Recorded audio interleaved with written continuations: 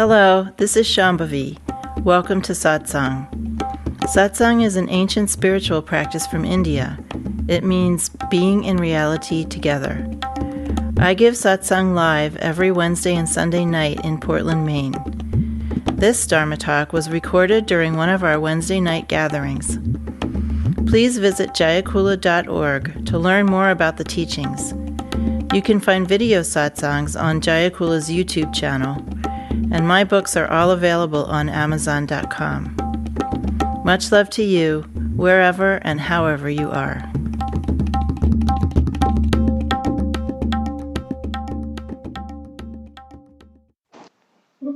Does anybody have anything that they would like me to talk about? Some suggestions have already been given. If you have a burning topic on fire. What? Oh. Yep. So Ma had what are called her vakyas, meaning her famous sayings, things that she repeated a lot in different contexts. And one of her famous sayings was Joho Jaya, right? And actually, I've never been quite able to figure out what the actual correct Bengali is for that, because it seems to get written differently every time I come across it. Do you know? I don't know the Bengali. Oh. Maybe that's why I'm seeing some in Hindi and some in Bengali. Yeah, sounds like a Hindi phrase. Right. But it basically means that whatever happens is fine. That whatever happens is just what happens. It's an expression of the equality of all phenomenon.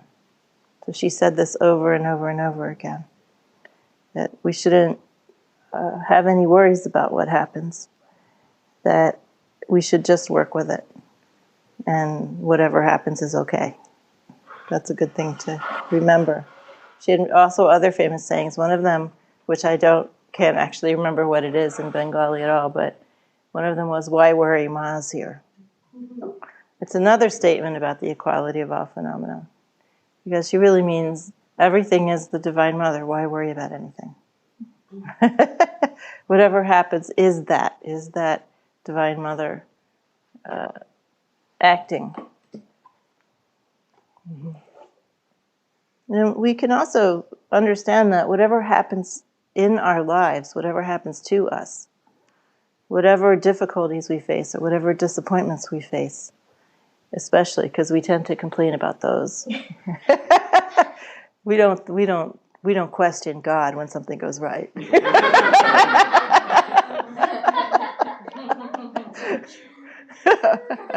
I having such a great day? Well, you probably could do that. But, it's a rare talent.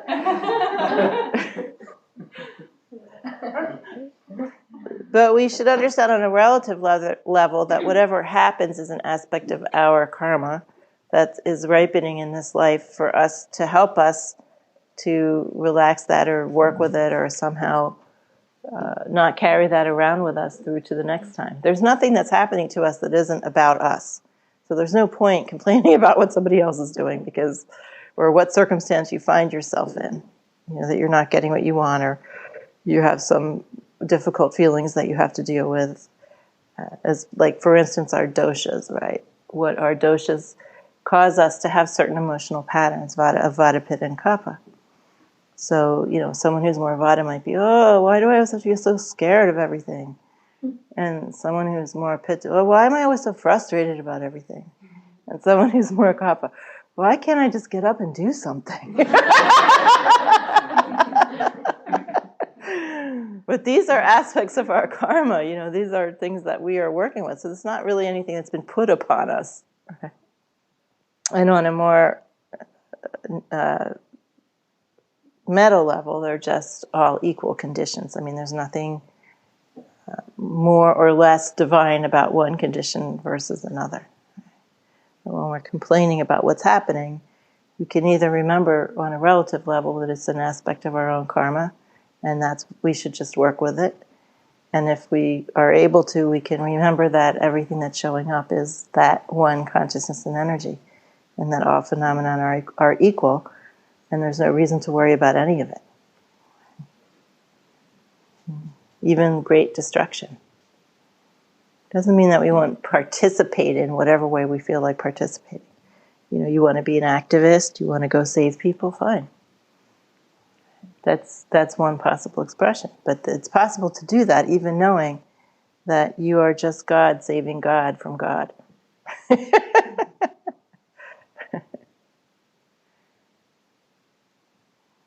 Anybody else have a topic? I've been wanting to ask you about leadership. With this new way of running Jaipur, a lot of people are stepping into leadership roles, and I'd just like to hear your thoughts about the sadhana of that. Well, I think for many people in this particular kula, the sadhana of actually being visible, actually making a decision. So there's some people in the mandala who are afraid to make decisions in public because they don't want to be responsible for that decision and whatever repercussions there are. And there's some people who are making decisions all the time, but then pretending they're not for the same reason. So we've sort of got it coming from both sides. And I think that the new way of working in Jayakula is going to help both of those situations so that people can just work with circumstance, make decisions, and whatever happens, happens, right? Joho Jaya.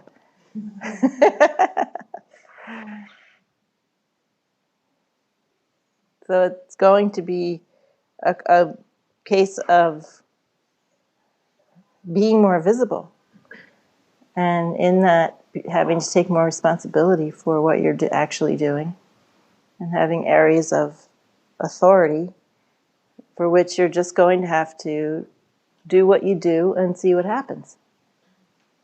There won't be as much hiding of both deliberate shirking of responsibility and undue power mongering. So I think both of those situations will be relieved to a certain extent. And then just feeling like you can work with life more.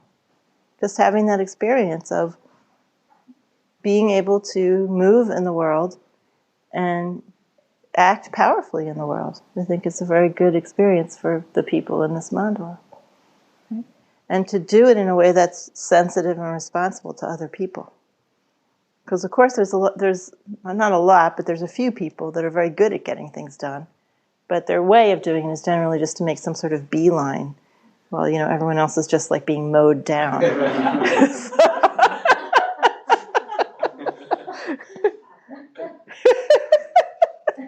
We have a few people like that, who can get stuff done, but then, the collateral damage is pretty high.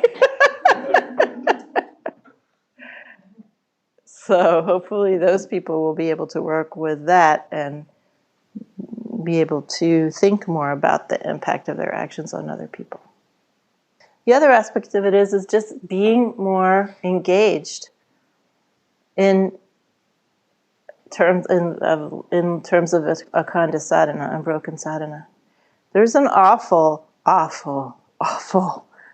lot of hand-wringing and navel-gazing and self-referentiality going on. There's a certain amount of contemplation of one's condition that has to happen. But then this, making of novels about it, right?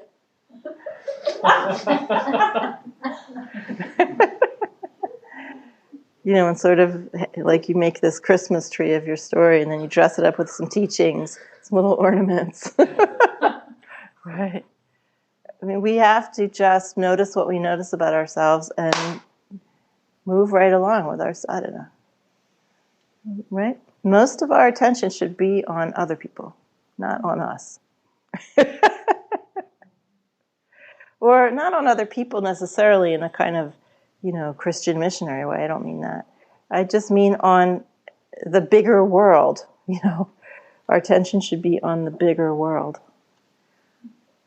We should have a bigger view, not just in a sense of understanding the view of the tradition, but bigger view of what's actually happening around us. Many people have a very collapsed experience. They're collapsed in on themselves. And now you've got an excuse to do it because you're on a spiritual path and you're supposed to be noticing what's going on with you, you know? But for some people, that's just another excuse to do what you've been doing all along, which is worrying about yourself constantly.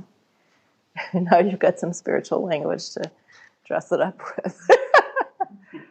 So I encourage everyone, and I think it's wonderful that people are just, at the moment, so busy that they hardly have time to worry about themselves. That is a good situation.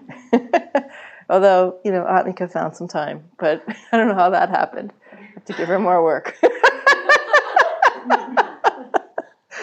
She found some time to worry about the seva that she was doing and why she was doing it and complicated things about motivation. You don't just do it. I would like to see more outer and people being more outward, less inward.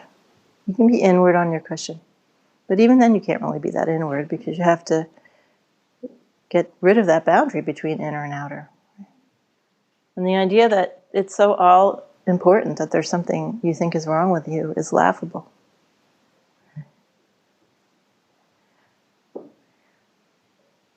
I like to tell this little story of when I went one time to see my acupuncturist in the Bay Area. He's a very, very accomplished Buddhist practitioner. And I was having a rough time, really rough time, worrying about making mistakes.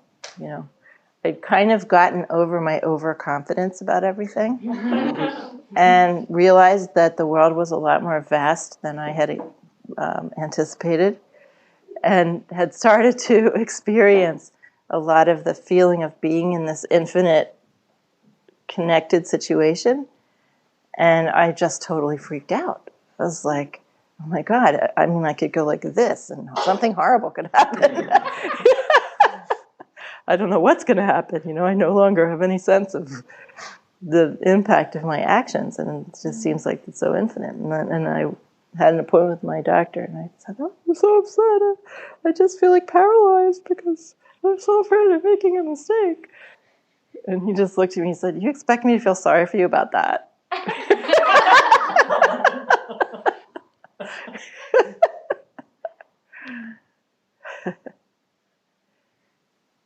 I think that cured me. I realized that, yeah, here I am, I'm, you know, fooling myself thinking I'm worrying about everybody else when I'm just worrying about me. How can I do seva the right way? I wonder what my motivations are for doing seva. I wonder me. I'm just using you as an example, but believe me, you're one among many. You're in good company. Right? I just read one of your programs, and you said that the first 10 years or something you didn't do any meditation practice? No. I did some mantra, but I didn't, and Kriya Yoga, but I didn't do any meditation. So, can you talk about that? Like, what you were doing, I don't know, without meditation. Right. Well, I'm not sure what your idea of meditation is, but... Without sitting. Oh. Yeah. No, I did some sitting, but it was very, very minimal. Yeah. I was taught to do lots of things while I was out and about. Like to be doing kriyas, internal kriyas, while I was just wandering around. That was what my first teachers taught me to do. And to try to connect with the world, like to connect up with the energetic feeling of different things, both internally and externally, to become sensitized to energy, basically. That's what I was being taught. And actually, when I was in high school, was really my first teacher, but she wasn't a spiritual teacher per se. She was a Reikian therapist. Do you know about that? So she was like a classical Reikian, but she was also kind of a mystic. And she taught me to do stuff too. Like she taught me how to look at the energy in the sky and just kind of watch sky energy and how to absorb it with my eyes. It wasn't part of Reiki therapy. She just taught me how to do that. And a lot of what that work was also energy based. So that was when I was 15. I started doing that, and then I didn't consider that to be a spiritual practice. I just, I don't know what it was, but anyway, I didn't think it was a spiritual practice. I did receive a mantra at some point, and I started doing a little of that. A little bit of seated practice and a little more wandering around doing that mantra. But I didn't learn any meditation proper, actual meditation practice until I was in my late 30s or early 40s. I can't remember when that was actually. And so almost everything I was doing was mantra up until that point. Kriya Yoga and mantra. I'm still stuck on the letting go of the watcher. Yeah. That is all I've learned, for years. Mm-hmm. Well, see, I was told from the beginning to try to feel things. Even when I was 15, that teacher, she just told me to feel things, to look in the sky and see energy and feel it and absorb it. I mean, it was kind of like Rudy work, It was kind of interesting. And then everything I learned from my first two teachers, who actually were Tantra teachers, was all about feeling stuff and seeing things and getting in touch with energy. None of it was about watching anything. No one ever used that word. If you're watching it, if you're in touch with, if you're noticing something. But you're not taking up the position of a watcher. You may be seeing things and noticing things, but you are not trying to take up any position relative to it. You're being immersed in it. So like the kinds of instructions that I would get would be to bring my awareness inside the channels and experience certain things and become immersed in that experience, right? Or to experience the vibration of a mantra, something like that. And then when I started doing, more sort of bona fide classical tantric practice, I was told there is no watcher. The watcher is an artificial construct.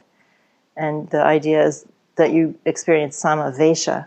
Samavesha means immersion in presence.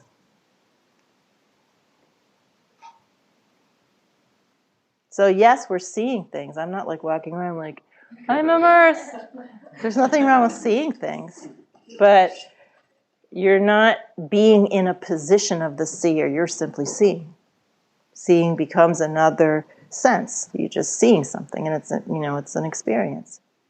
So it's kind of like the awareness of your body instead of turning into a voice. Yeah, if you're turning things into a voice in your head, yeah, I really have no voice in my head pretty much most of the time.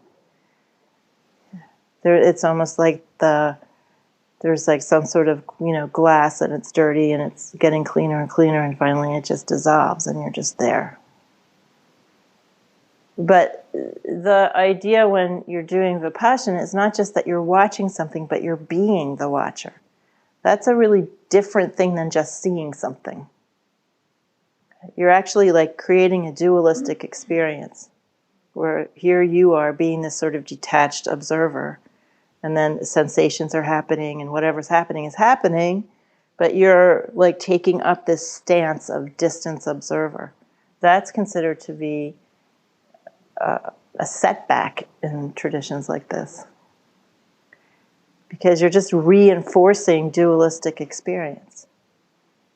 Mm-hmm. And we're trying to break down dualistic experience. So in the sense that it's a dualistic practice, it has its own integrity, right? I'm not saying that people shouldn't do it. I think people who like it should do it. There's many, many practices out there. I mean, there's zillions of practices out there I'm not interested in. But there are people who love those practices, and that's fantastic. So I'm not knocking it like no one should do it. I'm just saying that's not what this is. I mean, what's the difference between like sticking your hand in a flame and going, ah!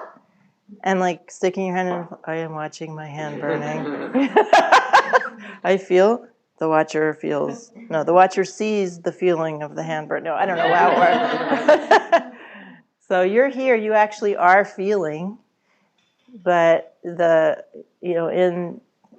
and there are also Hindu practices that emphasize that watcher also. They're just not this tradition. But Buddhists in general, except for Dzogchen, are much more focused on mind, what is happening with your mind, right? We don't actually worry that much about our minds. I have a question for you. I'm not quite sure how to formulate it, but it's something that I've been thinking about today, about like distance and immediacy and feeling, like, and the circumstance that got me thinking about it was that, like, when something terrible happens in the world, like, I feel bad about it, but I don't, it's almost like an intellectual feeling bad, like, I don't feel it, like, feel it.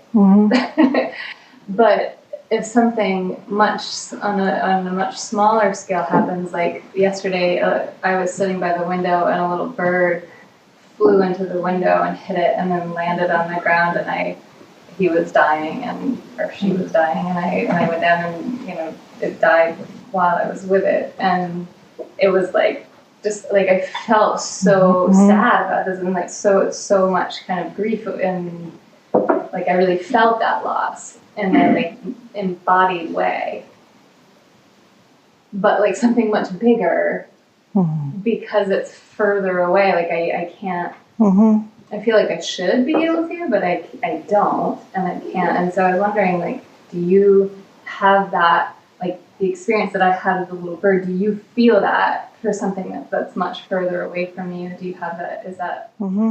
But I think it's probably a little bit different,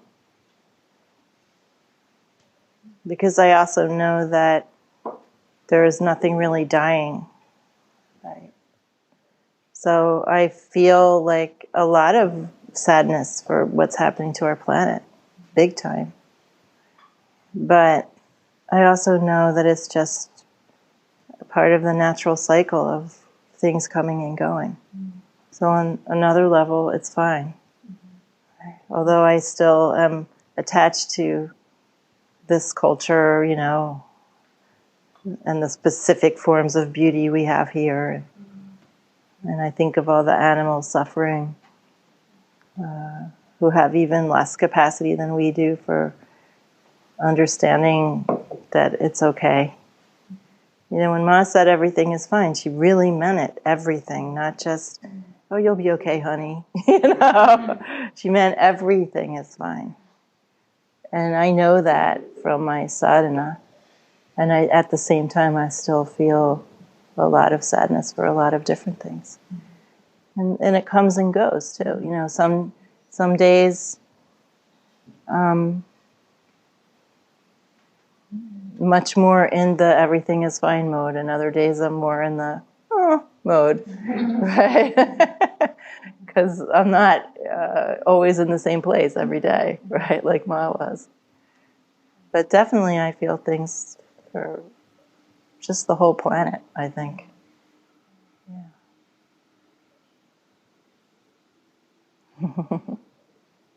But that has to do with the feeling of separation that people have, right?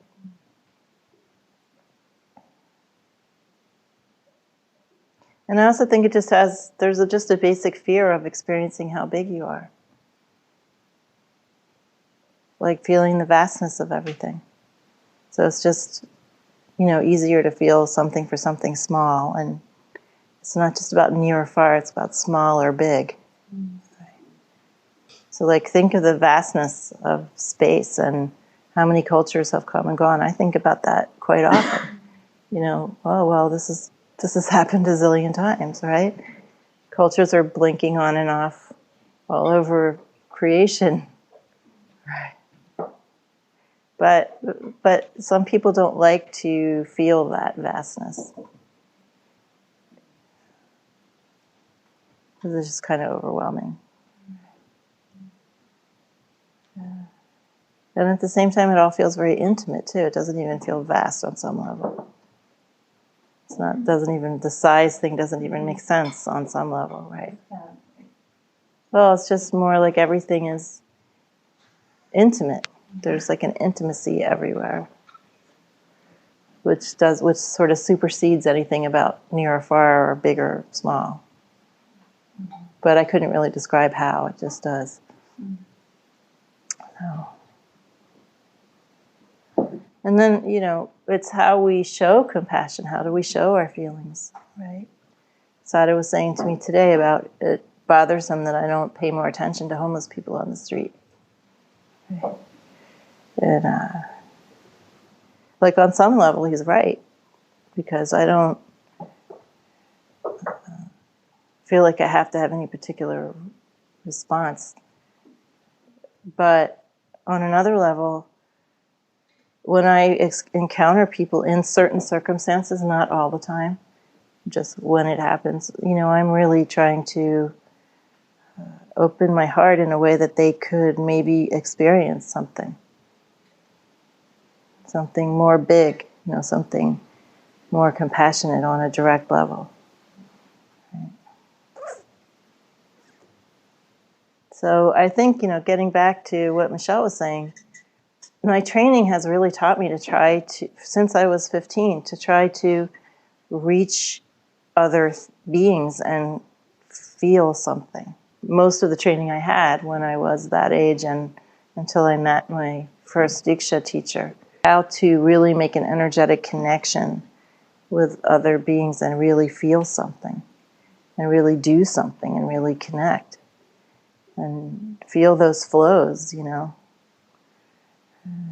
So I'm really grateful for that, that it wasn't necessarily about doing more standard kind of practice, and that it was kind of just out and about. I think it was unusual, but it was really helpful. There's a lot more you can feel. A lot more you can feel. I guess I was thinking about, when you were talking about animals, I was thinking about this when in what I've read about Buddhism, where we talk about, kind of humans being the form of being that's closest to enlightenment. It always struck me as being a little anthropomorphized, and that, what if cows are closer to some kind of spiritual blossoming than we are, or snails, or how do we know that? Mm-hmm. Well, from an absolute perspective, that is absolutely bullshit. What that teaching that you received. From an absolute perspective, everything is equally enlightened consciousness and energy. However, from a relative perspective, I've never heard it said from any of my Buddhist teachers that humans were more close to enlightenment than any other being. I've heard them say that human beings, it's best to be born in a human body because you can do a lot of different kinds of spiritual practice. Like that a human body is best for doing spiritual practice. And the human realm, it's easier to do spiritual practice. So, for instance, it would be hard for a cougar to do certain kinds of ritual, or, But a cougar can do things better than us. Can run faster and probably see better and hear better. But a cougar cannot do puja or say mantra in most cases. Probably not. In some cases, a cougar could do mantra. Meow, meow, meow. Do cougars meow? I don't know. Well, they're not really doing anything now because they're going extinct. They just declared North American cougars extinct. That's what cougars are. Eastern. West ones are coming out here. Let's invite them out. Anyway, but there's also other beings that, like devas and dakinis and and other beings that are not in human bodies, not in this realm, right? Those beings are, more enlightened on a relative scale than we are. And any Buddhist teacher will say that. So I'm not sure where you heard that, but that isn't precisely the teaching that I've heard. In a lot of Buddhist lineages and teachings, they say stuff like it's best to be born in a human body, blah, blah, blah, but they don't really explain it fully. and then people just sort of fill in thinking, oh, that means human beings are better than other beings. But that isn't actually what that teaching means. So it's often just given without enough explanation. And then, of course, you're in a teaching generally where you're not being given the absolute and the relative teaching together.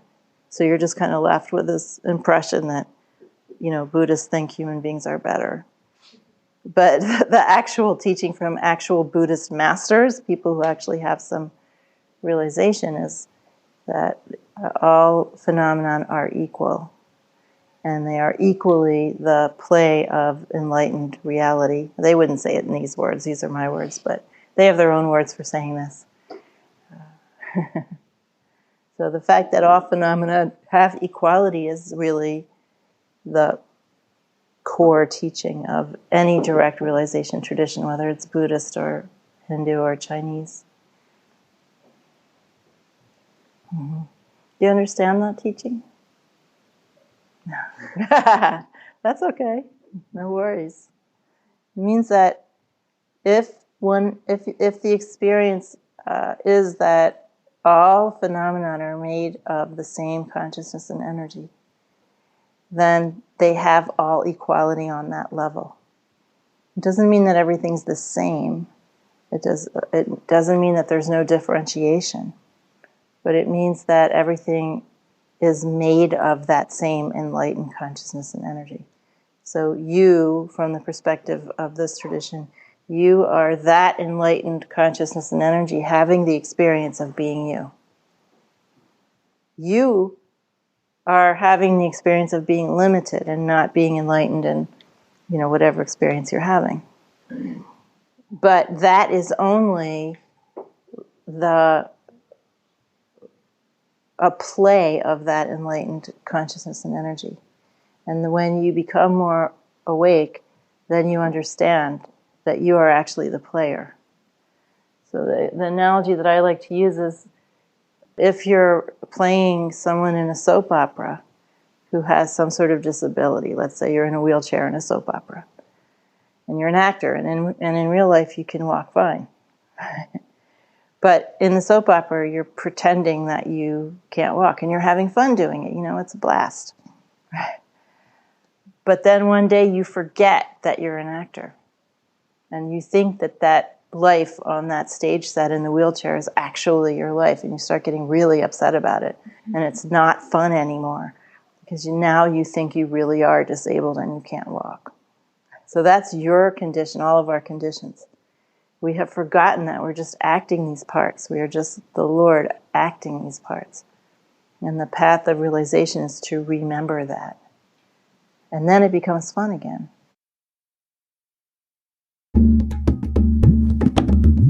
Jayakula is a nonprofit community offering opportunities to learn and practice in the direct realization traditions of Trika Shaivism and Dzogchen. We are based in Portland, Maine and Portland, Oregon. Visit jayakula.org to explore more of our offerings.